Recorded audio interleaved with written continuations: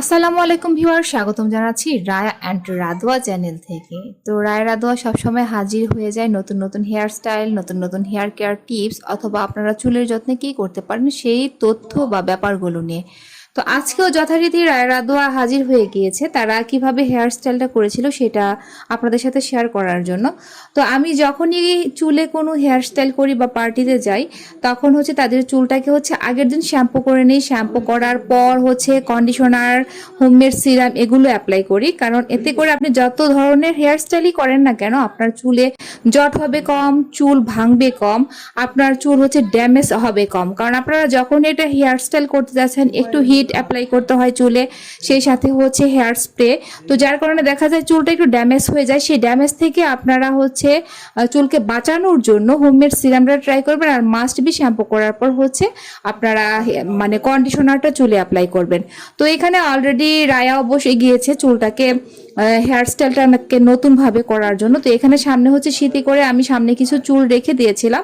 তারপর ওর চুল যেহেতু মাশাআল্লাহ অনেক বড়, সেই সাথে চুলের গোছাও ভালো রয়েছে, পাঁচ দিয়ে আটকে নিয়েছিলাম। আপনারা খুব সহজে এই যে এভাবে চুলটাকে যদি সামান্য সামনের দিকে একটু উঁচু করে ফুলাতে চান, তাহলে সেই ক্ষেত্রে চিরুনি দিয়ে এভাবে আস্তে আস্তে চুলটাকে বারবার হচ্ছে আশ্রে নিলেই তারপর আপনার সুবিধা অনুযায়ী আপনি হচ্ছে সেই চুলটাকে হেয়ার স্টাইল করে নিতে পারেন। আর সেই চুলটাকে একইভাবে ফিট রাখার জন্য আপনারা হেয়ার স্প্রেটা ইউজ করবেন। আর আমি সামনের চুলটাকে দেখেন এরকম টুইস্ট করে একটু একটু করে বলতে তারপর হচ্ছে চুলের পেছনে যে খোপা করব সে খোপার সাথে অ্যাডজাস্ট করে দেব।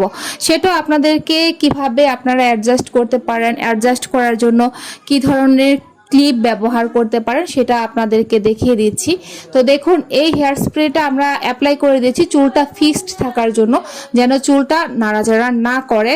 দেখা যায় যে অনেক সময় হেয়ার স্প্রেটা যদি অ্যাপ্লাই না করেন তো চুলটার স্টাইলটা নষ্ট হয়ে যায়, একটু নিচু হয়ে যায়।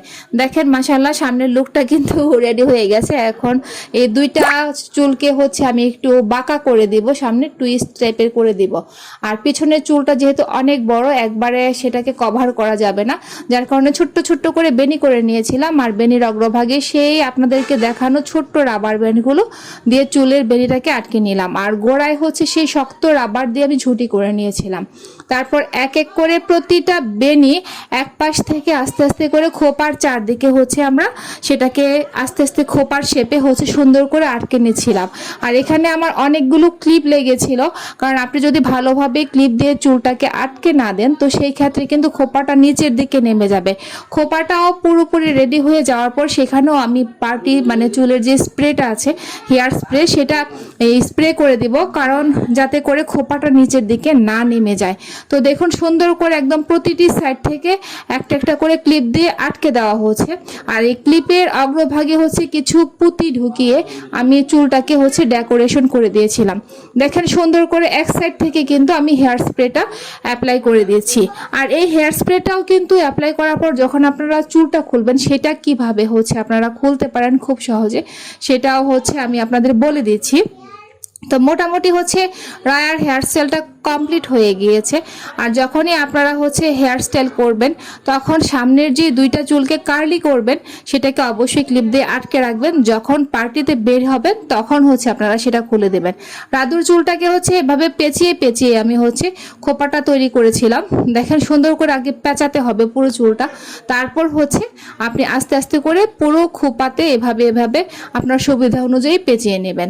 আর রাদুর চুলটার ক্ষেত্রেও একইভাবে হচ্ছে আমি প্রথমে হচ্ছে ঝুঁটি করে নিয়েছিলাম। ঝুঁটি করার পর পুরো চুলটাকে পিছনের সাইডে এভাবে পেঁচিয়ে নিয়েছি, আর সামনে ওর চুলটাকেও একটু কার্লি করে দেখা যাবে যে পেঁচিয়ে দেব। তো সেটাও আপনাদের সামনে তুলে ধরছি। আর সবশেষে হচ্ছে ওদের যেই বোন ছিল সাথে, কাজিন ছিল, সেই কাজিনের চুলটাও কিন্তু খোপা করে একটা হেয়ার স্টাইল দেওয়া হয়েছিল, বেনি করে হচ্ছে খোপা করেছিলাম। ওর চুলটা হচ্ছে রায়া থেকে একটু ছোট, কিন্তু মাশাআল্লাহ চুলটা বড়, যার কারণে হেয়ার স্টাইলটা সুন্দর করে আস্তে আস্তে রায়ার মতো করে নেওয়ার চেষ্টা করেছিলাম। তো দেখেন ওভারঅল হচ্ছে রাদুর চুলের হেয়ার স্টাইলটা করা কমপ্লিট হয়ে গেছে। আর সব শেষে হচ্ছে তার কাজিনের চুলের হেয়ার স্টাইলটা কমপ্লিট করে নিয়েছি। তো বন্ধুরা, এই হেয়ার স্টাইলটা যখন আপনারা চুলে করবেন তখন হচ্ছে প্রথমে আপনাদেরকে এই ক্লিপগুলো আস্তে আস্তে খুলে নেবেন। খুলে নেওয়ার পর চুলে পর্যাপ্ত পরিমাণ তেল অ্যাপ্লাই করবেন। চাইলে নারকেল তেল অ্যাপ্লাই করতে পারেন, অথবা আপনাদের যার চুলে যে তেল শ্যুট করছে সেই তেল অ্যাপ্লাই করে নেবেন।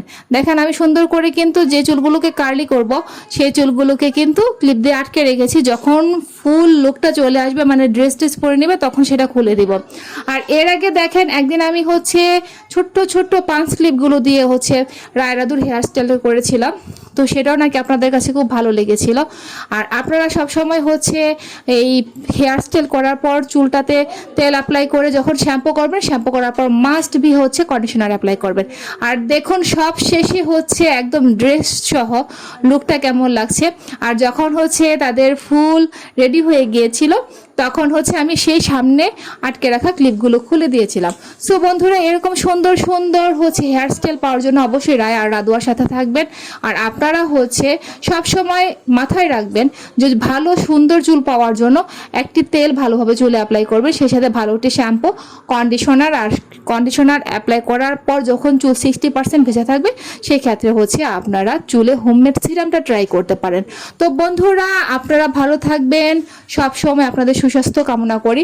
আপনারা কি ধরনের হেয়ার স্টাইল দেখতে চান, কি ধরনের হেয়ার কেয়ার টিপস পেতে চান, সেটা অবশ্যই কমেন্ট করবেন। আমরা চেষ্টা করব সেই কমেন্টের পরিপ্রেক্ষিতে আপনাদের জন্য নতুন নতুন ভিডিও তৈরি করার জন্য। তো আজ এই পর্যন্তই, আবার দেখা হবে। আল্লাহ হাফেজ।